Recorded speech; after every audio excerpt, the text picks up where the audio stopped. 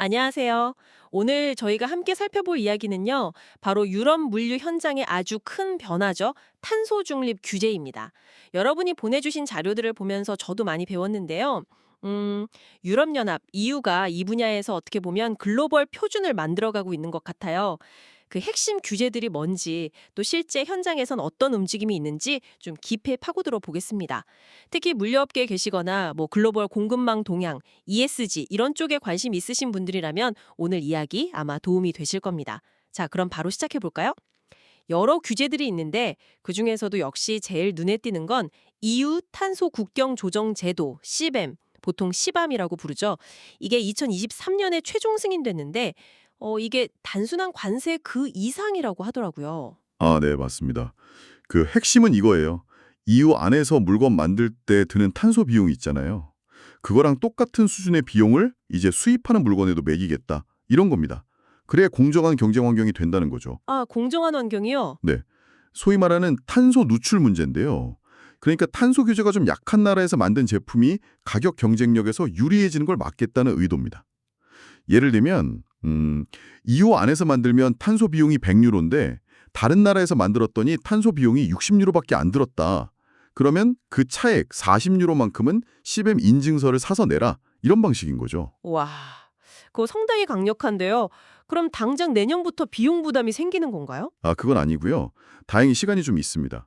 2023년 10월부터 시작해서 2025년까지는 전환 기간이에요. 이때는 탄소 배출량을 보고할 의무만 있고요. 실제 인증서를 사야 하는, 그러니까 진짜 돈을 내야 하는 건 2026년 1월부터입니다. 그래도 미리 준비는 해야겠죠. 네, 그렇죠. 미리 대비해야겠네요.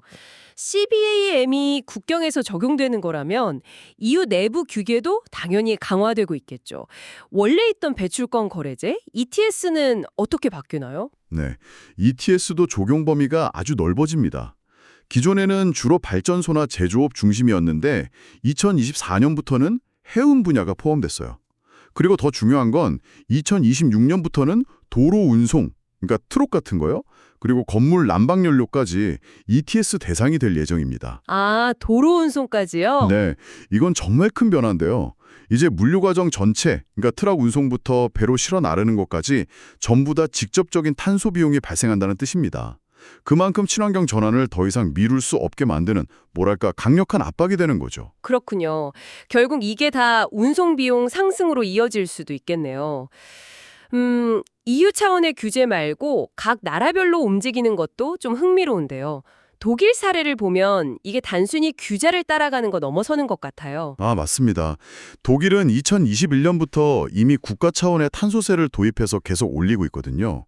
근데 여기서 중요한 포인트는 그렇게 거둔 세금의 일부를 다시 친환경 기술 개발 지원에 쓴다는 점이에요. 그래서 그런지 DHL이다 DB 쉔커 같은 큰 물류 기업들이 이걸 그냥 비용 증가로만 보지 않더라고요. 오히려 전기 트럭을 도입한다거나 바이오 연료를 쓰는 식으로 투자를 해서 친환경 물류라는 새로운 시장에서 앞서 나가려를 기회로 삼고 있어요. 어떻게 보면 규제가 혁신을 이끌어내는 거죠. 아, 규제가 오히려 기회가 될 수도 있다. 흥미롭네요. 국가 차원 말고 그 물류의 핵심 거점인 항만에 집중하는 전략도 좀 눈에 띄던데요. 네덜란드 로테르담 항만 사례가 특히 인상 깊었어요. 네, 로테르담 항만은 정말 유명하죠. 스마트 포트 전략.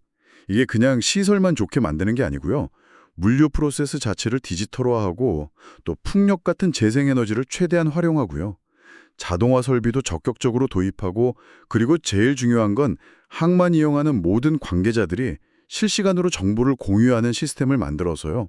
이걸로 탄소 배출은 확 줄이고 운영 효율은 최대로 끌어올리는 그런 모델입니다. 다른 항만들도 비슷한가요? 로테르담 말고도요? 네, 그런 경향이 보입니다.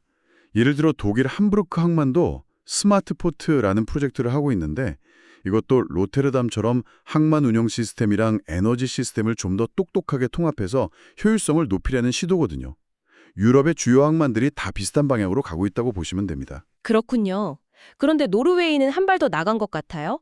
2025년부터 도심에서 쓰는 배송 트럭은 무조건 전기차로 해야 한다고요. 정말 과감한데요? 네, 노르웨이는 진짜 공격적입니다. 2025년부터 단계적으로 도심 배송 트럭은 전기차로 바꾸도록 의무화했고요. 이것만 하는 게 아니라 전기차 살 때 보조금 엄청 주고 부가세 면제해주고 또 전국적으로 충전소 엄청 깔고 디젤 트럭은 아예 도시에 못 들어오게 막고 이런 정책들을 패키지로 같이 하고 있어요. 이게 이미 승용차 시장에서는 효과가 확실히 나타났거든요. 2024년 기준으로 노르웨이 신차의 90% 이상이 전기차라고 하니까요. 와, 90%요? 네. 그러니까 상용차, 트럭 같은 것도 전기화가 빠르게 진행되면서 물류비도 줄고 또 공기도 깨끗해지는 효과를 동시에 보고 있는 거죠. 정말 강력한 정책 의지가 변화를 만들고 있는 사례입니다. 자, 그럼 지금까지 유럽의 이런 규제 강화 움직임과 혁신 사례들을 살펴봤는데요. 이게 결국 우리에게, 특히 여기 계신 여러분의 비즈니스에는 어떤 영향을 미칠까요? 당연히 직접적인 영향권 안에 있다고 봐야죠. 우선 CBAM 때문에 제품 만들 때부터 시작해서 운송하는 과정까지 그 모든 단계에서 탄소 배출량이 얼마나 되는지 정확하게 측정하고 보고하는 시스템을 빨리 갖춰야 합니다. 근데 이게 다가 아니에요. 최근에 나온 공급망 실사 지침, CSDD 같은 규제들은요. 우리 회사뿐만 아니라 우리한테 부품 납품하는 협력업체들까지 포함해서 공급망 전체의 탄소 발자국을 관리하라고 요구하고 있어요. 아, 우리 회사만 잘하면 되는 게 아니군요. 그렇죠. 범위가 훨씬 넓어진 거죠. 그래서 전기 트럭이나 수소 트럭, 아니면 바이오 연료 같은 대안 기술을 적극적으로 찾아봐야 하고요. 또 이 모든 과정에서 나오는 데이터가 신뢰할 수 있어야 해요. 검증 가능한 데이터 확보가 정말 중요해졌습니다.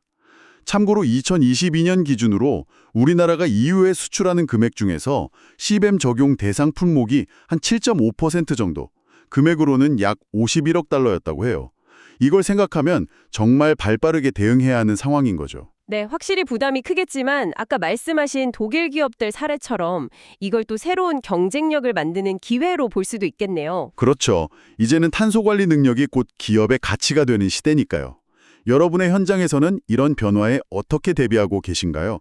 한번 생각해 보시면 좋겠습니다. 네, 오늘은 유럽의 주요 탄소 규제들 CBAM과 ETS 확대 내용을 살펴봤고요. 또 독일, 네덜란드, 노르웨이 같은 나라들이나 항만 차원에서 어떻게 앞서 나가고 있는지 구체적인 사례들도 알아봤습니다. 이게 핵심은 이거 같습니다. 유럽의 규제가 이제 단순히 유럽 안의 문제가 아니라 전 세계 물류의 표준을 바꾸고 있다는 점, 그리고 탄소 감축 논력이 이제는 하면 좋고 안 해도 그만인 게 아니라 기업의 생존과 경쟁력 확보를 위한 필수 조건이 되었다는 점입니다. 마지막으로 여러분께 질문 하나 던져보면서 마무리할까 합니다. 우리가 단순히 이런 규제를 따라가는 데 급급할 게 아니라 혹시 로테르담이나 함부르크처럼 우리 물류 시스템 자체를 좀 더 미래지향적으로, 더 똑똑하게 재설계해서 이걸 통해 뭔가 새로운 가치를 만들어낼 방법은 없을까요? 이 질문이 여러분의 다음 단계를 고민하는데 작은 시작점이 되기를 바랍니다.